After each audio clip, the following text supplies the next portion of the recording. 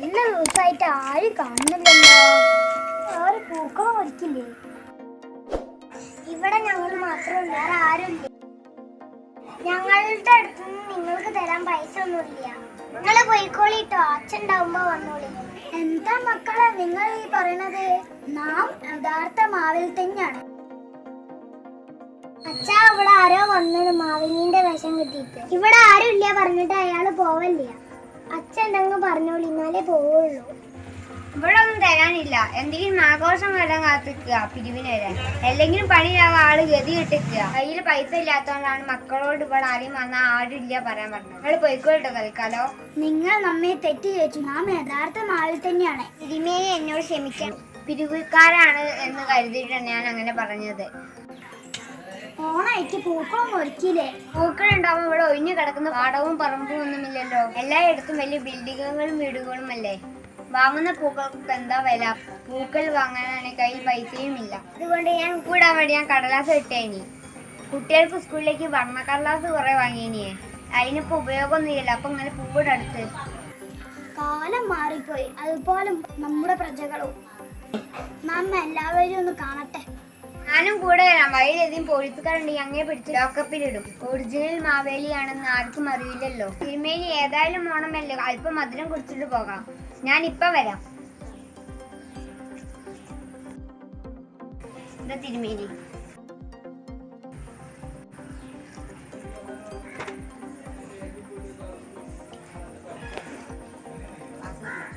പായസ കേമമായിട്ടുണ്ട്.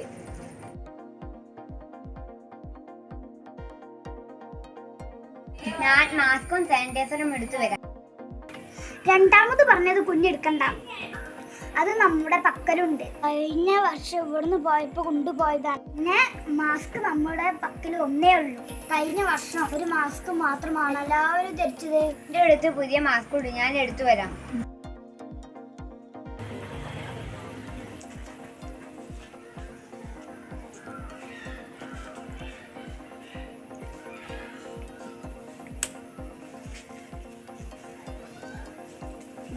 തിരുമേനി പിടിച്ചോളൂ. ഇതൊന്ന് പിടിക്കും, ഞാൻ മാസ്ക് ഇടട്ടെ.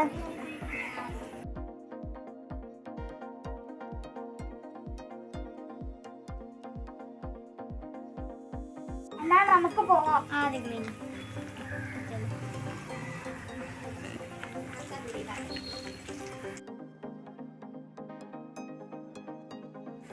അയ്യോ, എനിക്ക് ശ്വാസം മുട്ടുന്നു കുഞ്ഞെ.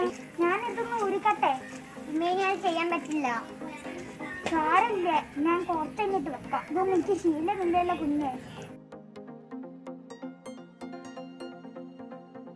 ഹാവൂ, ഇപ്പൊ നമുക്ക് ആശ്വാസമായി.